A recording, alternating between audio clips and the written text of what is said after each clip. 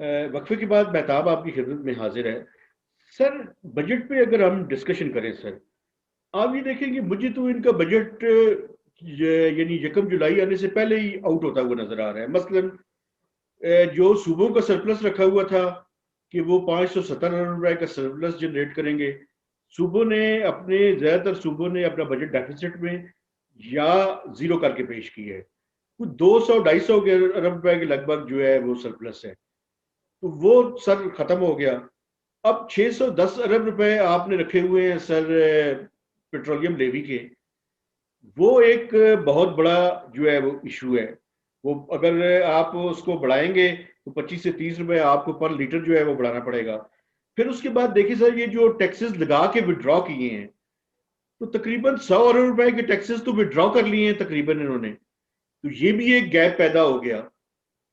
तो ये बजट शुरू होने से पहले ही इस की जो है वो स्लिपेजेस शुरू हो गई हैं। तो इसको आप किस नजर से देख रहे हैं सर? मतलब भाई, मैं तो पहले दिन से ये कह रहा था कि 570 अरब रुपए जो आप कह रहे हैं कि सूबों का सरप्लस होगा, यह रियलिस्टिक नहीं है।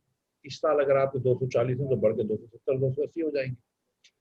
अब जब सूबों के बजट सामने आए तो सिंध ने 25 अरब डेफिसिट दिया है, पंजाब ने 100 अरब पॉजिटिव दिया है, बलूचिस्तान ने 84 अरब रुपए के नेगेटिव दिया है और केपी ने बैलेंस दिया है। तो 14 अरब रुपए, सिर्फ 14 अरब रुपए का आपके पास वो है, पॉजिटिव सरप्लस।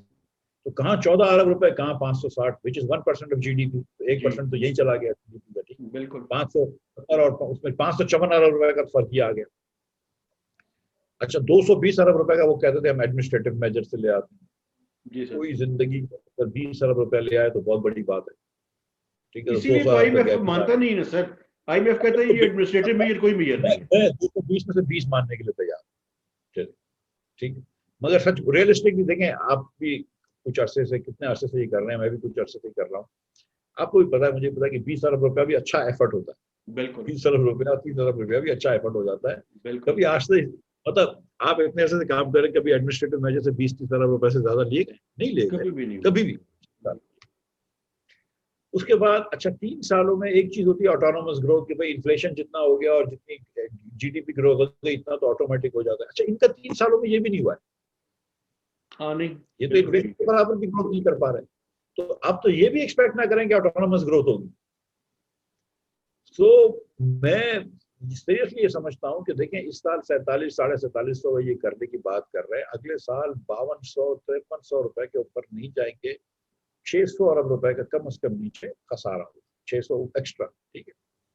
उसके बाद अब आप ये देखिए कि 272 अरब रुपए जो कि प्राइवेटाइजेशन के हैं, वो भी इन्होंने रखे हुए इसमें जी हाँ। रेवेन्यू के, नॉन टैक्स रेवेन्यू में। अच्छा, एक कानून है, अगर आपको याद है, कि उस कानून के तहत जितनी प्राइवेटाइजेशन होती है 90% पैसे उसके डेट रिटायरमेंट में जाते हैं। जी बिल्कुल।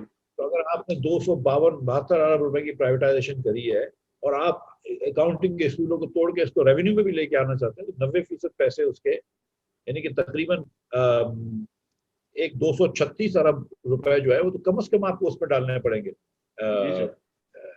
डेट रिडक्शन में, तो रेवेन्यू में नहीं ला सकते। तो ये बजट 8.5% डेफिसिट का बजट है। और अगर जो आईएमएफ ने अगर आपको पैसे नहीं दिए तो ये तो बहुत बड़ा, मतलब 55 अरब डॉलर तो ये खुद बोल रहे हैं कि इम्पोर्ट होगी, आपको कभी बताया कि 60 अरब के ऊपर होगी। अच्छा सर, एक इनको जो है वो मिली है, वो सऊदी ऑयल फैसिलिटी जो है वो डेफर्ड पेमेंट पे। लेकिन एक इशू सर उसके अंदर जो आ रहा है और जो जिसके बारे में कोई ज्यादा बात नहीं हुई, वो इशू ये है सर कि जो रिफाइनरीज हैं वो, उनकी मेरे ख्याल में कैपेबिलिटी या कैपेसिटी का इशू है कि वो एक खास हद तक जो वो सऊदी ऑयल है उसको जो है वो रिफाइनिंग की उनके पास है। तो क्या ये जो $1.5 बिलियन की है, इस पूरी को हम यूटिलाइज कर सकेंगे? जो पिछली दफा भी पूरी जो सऊदी ऑयल फैसिलिटी थी वो नहीं हुई थी, उसके बाद वैसे ही साल बाद उन्होंने सस्पेंड कर दी थी। तो इसके बारे में क्या है सर? इससे हमें क्वेश्चन मिल सकता है सऊदी ऑयल फैसिलिटी से? बिलियन डॉलर तक का तो कम से कम क्वेश्चन मिलेगा ना। देखिए, मेरे ख्याल से ऑयल पेट्रोलियम सेक्टर की 10 बिलियन की इंपोर्ट होगी। जी सर। तो इसमें से सऊदी के अंदर रिफाइनरी वगैरह से माल ले लें तो बिलियन का तो माल ले ही लेंगे, 10% तो ले ही लेंगे, तो बिलियन तक ठीक का है। तो क्वेश्चन मिलेगा आपको, बिल्कुल अगर ठीक है। 1.5 बिलियन का ना भी मिलेगा। लेकिन ये क्योंकि प्राइसेस भी बढ़ गई हैं तो कर लेंगे इसको। सही है सर। अच्छा सर, दूसरा ये बताएं कि ये पेट्रोलियम लेवी जो है सर, इसका जो टारगेट रखा हुआ है, क्या आप समझते हैं ये रियलिस्टिक है ऐसे वक्त में जब प्राइसेस बढ़ रही है इंटरनेशनल मार्केट में? कोई बिल्कुल आपने सही सवाल पूछा है आपने, सही कहा। देखिए अगर ऑयल $30 का हो जाता है, $40 का हो जाता है, जो हमारी नीयत थी, इसलिए हमने लिमिट बढ़ाई थी ना कि जो हुकूमत की एबिलिटी कर दी थी हमने कि हुकूमत चाहे तो लगा सकती है टैक्स, बिल्कुल। तो हमने ₹30 तक की इजाजत दे दी। वो ये थी, ये सोचते हुए थी कि आप जब ऑयल प्राइस कम होगी तो आप ये टैक्स लगा सकते। इन्होंने तो ₹30 की जितनी इजाजत थी उन्होंने उतनी उससे मल्टीप्लाई कर दिया कि मतलब 20 बिलियन टन इनको लेना है। पाकिस्तान में सालाना ऑयल, पेट्रोल और डीजल मिलाकर 20 बिलियन टन। जी सर। उस 20 बिलियन टन को मैं ₹30.50 से ज़रब देता हूँ, तब जाके 610 अरब रुपए आते हैं। बिल्कुल यानी कि ऐसे ये ही है कह सर। रहे हैं कि हमारा जो औसतन टैक्स होगा बिजली और डीजल और गैस पे, पेट्रोल पे, वो ₹30.50 होगा, which is the maximum limit. ये इन्होंने मल्टीप्लाई करके अपने तखमीने में डाल दिया। तो इस वक्त जो टैक्स है वो ₹3.25 एवरेज, ₹2.97 पेट्रोल पे, शायद ₹3.50 डीजल पे, ₹3.25 की एवरेज है। आप 3.25 से लेके जाएंगे 30-50 पे, इसका मतलब है आपको ₹27 आपको महंगी करना पड़ेगा। तो आज जो भी पेट्रोल की कीमत है 27, उससे महंगी होगी। तो उसके बाद जो महंगाई आएगी वो आप खुद ही हिसाब लगा सकते हैं। तो मेरा ये ख्याल है कि ये भी शायद अनरियलिस्टिक है और ये नहीं कर सकें, और अगर करेंगे तो भी बहुत बुरा होगा। सही है सर। सर वैसे एक मुझे बताएं कि क्या आप ये समझते हैं सर कि पिछले 3 साल जो परफॉर्मेंस है इनकी, और अभी 2 साल, इस साल को मिला के इनके पास टाइम है, तो ये जो उन्होंने वादे किए हुए थे सर, नौकरियां देने के और घर बनाने के, और फिर ये कहते थे कि रेवेन्यूज को डबल कर देंगे, ये डायरेक्शन जो है कम से कम सर, मतलब है ये शौकत तरीन साहब के आने के बाद कम से कम ये वादे और कोशिशें तो बड़ी ज्यादा कर रहे हैं, लेकिन आप कैपेसिटी समझते हैं उनकी सर के वो ये डिलीवर कर पाएंगे? कहीं ऐसा तो नहीं है कि जज्बाती होगी वो 5-6 महीने के बाद रिजाइन ही नहीं कर जाए? रिजाइन तो वो एक दिन पहले भी नहीं करेंगे, पावर कभी भी नहीं छोड़ेंगे। वो एक आदमी की 23 साल की हवस की पावर की वो कहाँ छोड़ेंगे? मैं फाइनेंस मिनिस्टर की बात कर रहा हूँ सर। फाइनेंस मिनिस्टर साहब का वो तो मतलब मैं तकरीबन गारंटी कर रहा हूँ कि अगला बजट जो होगा वो कोई और देगा। इनकी इनकी अब तक की तो वो जो है रिवायत तो यही है कि बेचारा कोई भी फाइनेंस मिनिस्टर अगले बजट तक नहीं पहुंचता। सही है सर। तो देखें, इस मैनेजमेंट में, इस करप्शन में, इस इनकॉम्पिटेंस में कभी भी मैशत ये नहीं चला सकता। आज देखें, जून का महीना है, कराची की पूरी सनत बंद पड़ी है, बिजली की और गैस की शॉर्टेज। आप और मैं अभी बात कर रहे थे कि जहां आप रहते हैं वहां पर अभी थोड़ी देर में लोड शेडिंग होगी। जी सर। तो उधर भी लोड शेडिंग हो रही है, अनअनाउंस लोड शेडिंग हो रही है, तो वहां पर जो इंडस्ट्री लगी हुई है वो भी बंद हो रही है। तो मुझे पता है कि जून के एक्सपोर्ट के टारगेट कैसे पूरे होंगे। कंपनियों के अक्सर ईयर खत्म हो रहे होते हैं हम लोगों के, तो हमारे जो जून के अंदर हम लंबी सेल्स करते हैं, जिसकी वजह से जून में सेल्स टैक्स भी ज्यादा आता है और जिसकी वजह से हुकूमत को भी फायदा होता है। लेकिन आज फैक्ट्रियां बंद पड़ी हैं कराची में, पाकिस्तान के दीगर इलाकों में। आपने जून, तो ये इस किस्म की जब बिजली की मैनेजमेंट हो गई, जब आप अनअनाउंस लोड शेडिंग कर रहे हो, एक तरफ आप ये कह रहे हो कि मुस्लिम लीग वाले ज्यादा बिजली छोड़ के चले गए, दूसरी तरफ आप बोल रहे हैं कि भाई बिजली की शॉर्टेज हो गई। एक तरफ आप ये कहते हैं कि वो गैस का, इतनी गैस खरीद के चले गए कि हम क्या हवा में छोड़ें। 3 महीने पहले नदीम बाबर साहब ये कह रहे थे, आज हमारा नजर कह रहा है यार मुस्लिम लीग गैस का इंतजाम नहीं करती। मतलब ये जो भी मतलब मस्करेपन की बातें करते हैं, लेकिन सच्ची बात यह कि इनको बिल्कुल काम नहीं आता है। आप लास्ट वीक आपने अचानक डिसाइड किया कि यार गैस नहीं है, वो एटीए हो रहा है, एनुअल टर्न अराउंड मेंटेनेंस प्रसाकी का, वो एंग्रो की ड्राई डॉकिंग हो गई है, वो प्राइम मिनिस्टर तक बात गई है, जो कि कंपनी लेवल पे डील करनी चाहिए। उसके बाद आपने अचानक फर्नेस ऑयल ऑर्डर किया, तो दुनिया का महंगा तरीन फर्नेस ऑयल आज आप खरीद रहे हैं। तो इनसे कहाँ मीशत चल सकती है? आप ये देखें कि लास्ट ईयर जिस दिन इन्होंने इंटरेस्ट रेट गिराया, उससे एक दिन पहले 125 अरब रुपए के बॉन्ड बेचे। एक दिन पहले 125 अरब रुपए के बॉन्ड बेचे हैं, दूसरे दिन आपने इंटरेस्ट रेट गिराया। आपको शर्म नहीं आई कि बिल्कुल आप सर। इतना लंबा टीका लगा के चले गए हुकूमत पाकिस्तान?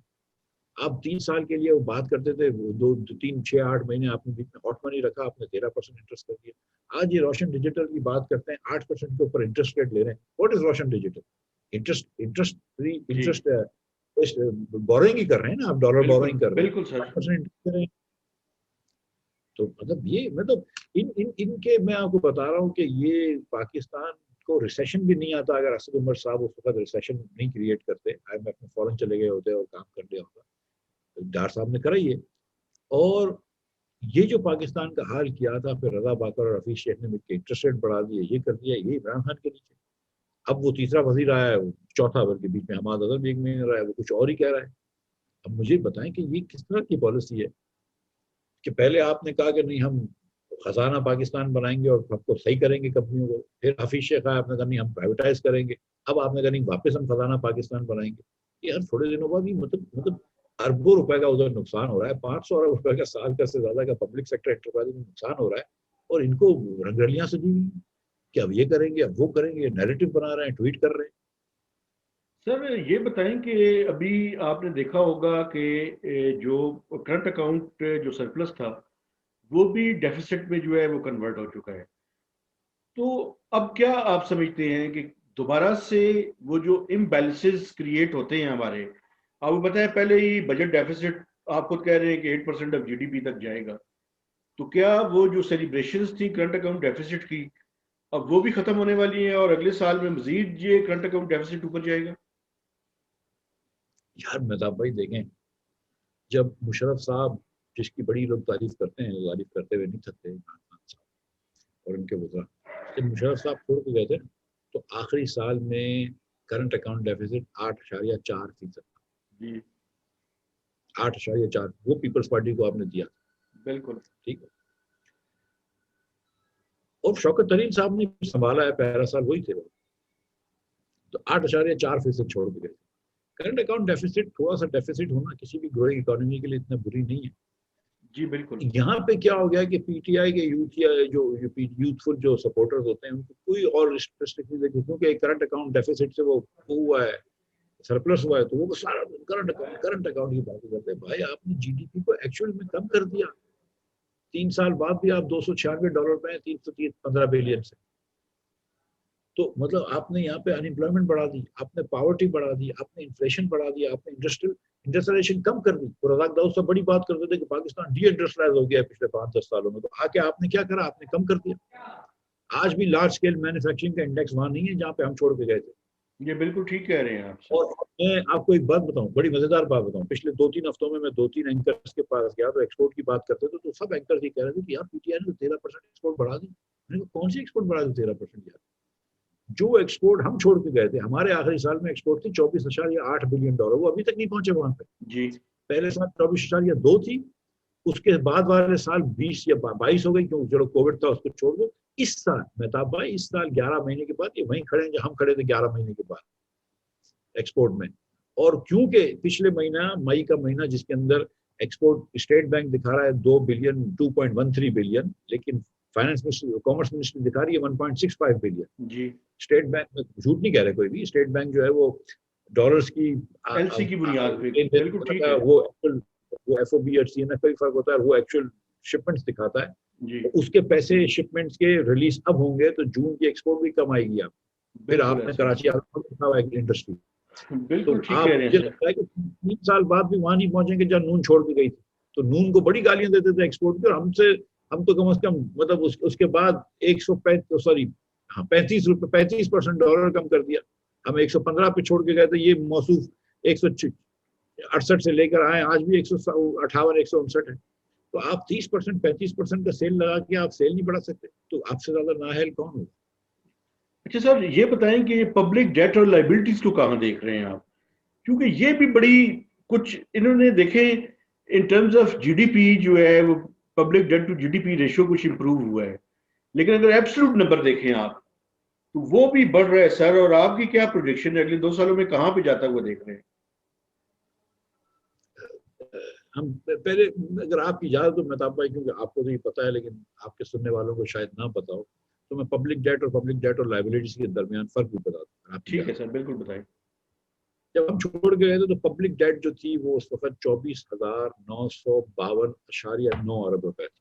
पब्लिक डेट वो होती है जिसके अंदर हुकूमत की सारी डोमेस्टिक डेट, हुकूमत की सारी एक्सटर्नल डेट और स्टेट बैंक की जो हुकूमत का ज़ैली इदारा है उसकी IMF की डेट शामिल होती है। इसको पब्लिक डेट कहते हैं, जो हुकूमत को देने होते हैं।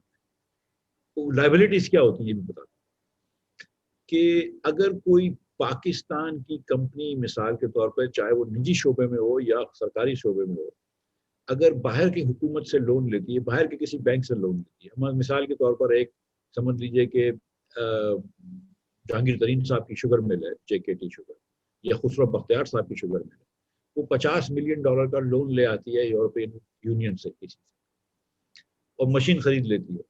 तो वो उनको वापस जब करने होंगे तो ये हुकूमत ये वादा करती है कि तुम जब हमको रुपए के डॉलर्स दोगे, जो भी उस वक्त रेट होगा, डॉलर्स के रुपए दोगे तो हम डॉलर्स तुमको कर देंगे।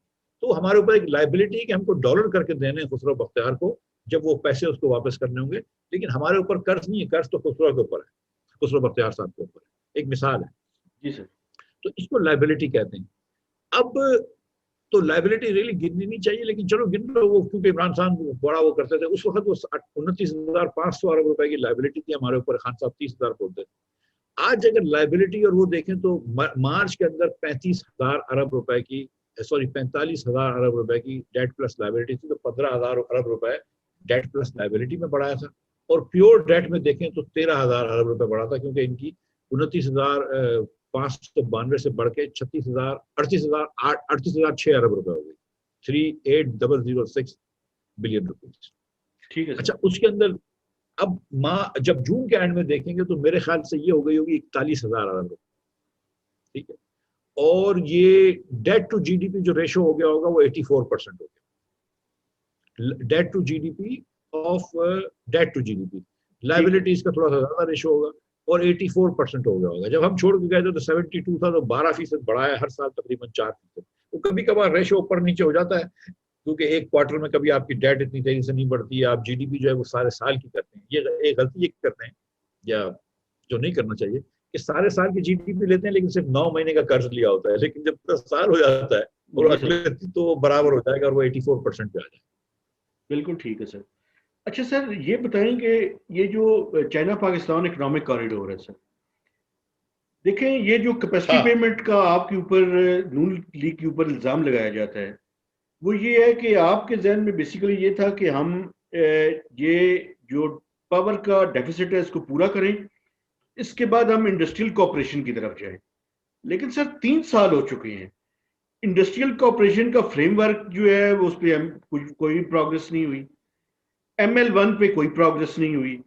लेकिन कहते ये हैं कि पाकिस्तान के मफाद में है कि आप ये ना लिखें कि CPEC स्लो डाउन हो गया। मुझे ये बताएं क्या लिखें हम। मेहताब भाई, आपसे पहले तो मैं ये गुजारिश करूं कि आपने कहा ये जो CPEC है, तो मैं गुजारिश करता हूं कि जो CPEC था, सही उर्दू जो है वो CPEC था है, सही उर्दू CPEC है नहीं। CPEC was CPEC is नहीं। ठीक है। देखिए, या तो 3 साल में एक चीज हुई होती तो CPEC था, होता। CPEC किधर है? मतलब 1 इंच रोड बनाए, 1 किलोवाट बिजली लगी है, 1 इंच तार लगा है, एक नया मुआहदा हुआ है, नहीं हुआ ना, तो CPEC खत्म हो गया। जब आपने IMF से एग्रीमेंट करा था तो उस वक्त कह दिया था कि आपने कि हम चीनों को इससे ज्यादा पैसे नहीं देंगे इसके पेमेंट से, तो CPEC तो वही खत्म हो गया। हमारी जो बात थी वो नवाज शरीफ साहब की। मैं एक तो मैं आपसे, चलो बिजली के बारे में पहले ये कहता हूँ कि एक वो कहते हैं बिजली के महंगे सौदे का, हम 1 सेकंड के लिए मान लेते हैं, तो मैं अगर हमने महंगे करे हैं तो हमसे कुछ ना कुछ सस्ता सौदा हुआ होगा, कहीं दुनिया में कहीं तो सस्ता हुआ होगा। हमारा बिक्की, बलोकी और हवेली बहादुर शाह के 3 गैस के प्लांट है, हुकूमत पाकिस्तान के। अगर महंगे भी सौदे किए तो हमने अपने आप से करें। मैं आपसे ये गुजारिश करता हूँ, इससे सस्ता बिजली का प्लांट हमको दुनिया में दिखा कि ये 61.5% एफिशिएंसी के जी के प्लांट्स लगे हुए हैं, ये आपने $4.5 मिलियन, $4 लाख पर मेगावाट लगाया है। देखो, फ्रांस में इससे सस्ता लगा है, इंडोनेशिया में इससे सस्ता लगा है, बांग्लादेश में से। अगर हमने महंगे लगाए तो किसी ने तो सस्ते लगाए होंगे ना, हमको दिखा दो एक। मैं जो सदा चोर की है वो हम सब मानेंगे, मैं नासिर पार्टी मान लेंगे, पूरी पार्टी मान लेंगे। शहबाज शरीफ को क्रेडिट दें कि उसने वक्त पे भी लगाया और सस्ता भी लगाया। ठीक, नंबर एक। हमारे कोयले के प्लांट्स हैं, मैं उस पर भी आपसे चैलेंज करता हूँ कि उस जमाने के अंदर कि हमको प्लांट्स दिखा दें जो उस आज सस्ता हो गया कोयला, उस वक्त सस्ता नहीं था, उस जमाने के प्लांट्स दिखा दें। मैं आपसे ये भी कह सकता हूँ कि देखिए नेपरा का चेयरमैन हमारा नहीं था, रिटायर्ड फौजी थे, हमने लगवाया था क्योंकि सब्सिडी बड़ा अच्छा आता था। एक केपी का जो वजीर, केपी का जो कमिश्नर था नेपरा के अंदर, वो तो इमरान खान की हुकूमत ने दिया था, उसका कोई ऑब्जेक्शन आया? किसी नेपरा की प्राइस को वायलेट किया है? जो नेपरा ने प्राइस दी उस पर दिया है। और जब हमने फौरन लगा लिया उसके बाद, तो जब शायद अब्बासी वजीर आजम था, तो हमने ये अनाउंस कर दिया कि आइंदा तो बिडिंग पे होगा, क्योंकि हम ये बात समझते हैं कि नेपरा वो प्राइस डिस्कवर नहीं कर सकता जो बिजनेसमैन कर सकता। और ये सब हमने किया है। 25,000 मेगावाट मई के अंदर, जून मई 2019 में इन्होंने जब ट्रांसमिट की, तो असद उमर साहब ने अपने आप को और कौम को मुबारकबाद दी। तो आपके ट्रांसमिशन प्लांट से तो नहीं करा था, हमारे ट्रांसमिशन प्लांट से करा हुआ था। ये कहते हैं ट्रांसमिशन कम लगाई, मुझे बता दें कौन से पावर प्लांट का आप 100% पावर इवैक्यूएट नहीं कर सकते? बिक्की, बलोकी, हवेली, साहिवाल, पोर्ट कासिम, हर पावर प्लांट का 100% प्लांट अगर आप बिजली इवैक्यूएट कर सकते हैं तो ट्रांसमिशन में कैसे मसला हो गया? आप बात करते हैं, हमको बताया ना कौन सा प्लांट महंगा है। अब आप ये जो जो रेलवे की बात कर रहे हैं, ML1 की, कितनी की रेट आ रहा है आजकल? 9.6 बिलियन का। जी आप पुराने अखबार उठा लीजिए, 4 साल पहले, 3 साल पहले जब एहसन इकबाल जाते थे, 8 बिलियन का था। जी सर। अब मैं पूछूं कि 1.6 बिलियन कहाँ जा रहे हैं? बताइए। मैं नहीं पूछता हूँ क्योंकि मैं ये नहीं अपने चीनी दोस्तों को भी कम से कम खुदा ना खास्ता घसीटूंगा, चोर बोलूंगा। वो कतर वाले जो थे उन सबको, जब मुझको और शायद अब्बासी को और हम लोगों को चोर कहते थे आप कि हम LNG महंगी लेके आए हैं, तो जाहिर है कि कतर हमसे मिला हुआ था तो ही चोरी करी होगी। फिर आप जाके कतर से एग्रीमेंट करें, जब आप कतर एग्रीमेंट करें तो वो हलाल है, जब हम करें तो हराम है। जबकि हमने सस्ता कराओ, आपने महंगा कराओ। बिल्कुल सही है सर। इसी तरह आप चीन से, हम 8 बिलियन की ट्रेन लेकर आ रहे थे ML1, और उस पर निगोशिएट कर रहे थे कि शायद कम हो जाए, आप 9.6 की बात कर रहे हैं। और आप 2-5 साल और ठहर जाएंगे, वो और बढ़ जाएगी प्राइस। बिल्कुल ऐसे ही है सर। पता नहीं क्या कर। और ये बात करें कि हम मतलब महंगे सौदे करके आए, तो हमको दिखा दो कौन सा महंगा सौदा किया। असल वो मुराद सईद साहब कम्युनिकेशन के वजीर होकर हसन इकबाल के ऊपर 70 अरब रुपए की चोरी का इल्जाम लगा रहे थे। 70 अरब रुपए की। यार खुदा मुल्तान का खौफ सखर करो। मोटरवे के अंदर सर। अब वो, उसके बाद चाइना ने क्लेरिफिकेशन दी कि ये क्या बोल रही हो यार, सारे पैसे चीन जाते जी थे। G to G Ahsan Iqbal, agreement था सर, बिल्कुल। एहसन इकबाल ने उस वक्त आगे क्या बोला कि भाई मैं किराए के मकान पे रहता हूँ, आप मुझे 70 अरब रुपए की चोरी का इल्जाम लगा रहे हैं। मतलब कोई क्या अच्छा बोले। सर, आखिरी सवाल ये बताएं, FATF में को आपने भी जून 2018 में जाके टैकल किया था सर। अब ये पाकिस्तान के साथ बड़ी ज्यादती हो रही है सर। एक तरफ तो वो उस जमाने में जो 27 नुकात का एजेंडा दिया था, वो उस पे अमल दरामद हो रहा था कि साइमल्टेनियसली APG ने भी म्यूचुअल एवेल्युएशन के लिए सिलेक्ट कर लिया। और अब जब हम उसके 26 नुकात पे अमल दरामद कर चुके हैं सर, तो अब नया एक एक्शन प्लान जो है वो दे दिया है, तो क्या उन्होंने पाकिस्तान को घेरे के अंदर ही रख रहे हैं सर? देखिए, इस पे मैं बहुत सारी बातों में हमाद से एग्री करता हूँ, हमाद अदर साहब से। और कुछ एक बात जो झूठ कहते हैं उससे मैं डिसएग्री करता हूँ, बाकी सारी बातों से एग्री करता हूँ। फैटर जो है ना, एक पॉलिटिकल टूल है। ये कहना कि फैटर सिर्फ टेक्निकल चीजें देखता है, वो नहीं देखता। मैं उस जमाने में भी कहता था कि जितनी हिंदुस्तान के अंदर सिर्फ क्रिकेट के मैचों पे गैम्बलिंग होती है और मनी लॉन्ड्रिंग होती है, पाकिस्तान में पूरे साल में इतनी मनी लॉन्ड्रिंग नहीं। मैं सच बता रहा हूँ। मगर हमको उन्होंने सिंगल आउट किया था बहुत सारी और वजूहत से, कुछ हमारी भी गलतियां थी, कोई वो नहीं है। हाफिज सईद के वो जो डीलिंग थी, डॉन लीग्स हुआ, आपको ये पता है। ठीक है, यहाँ पर हमारे थोड़े से लूज कंट्रोल तो थे, और कुछ हमारी दानिस्ता गलतियां थी, कुछ गैर दानिस्ता गलतियां थी। और मैंने तो, देखिए फरवरी के अंदर इन्होंने हमको हमारे खिलाफ वोट दिया था। पहला वोट हम जीते थे, तो फिर अमेरिका ने वोट करवाया और हमारा दूसरा वोट हमारे खिलाफ करवाया।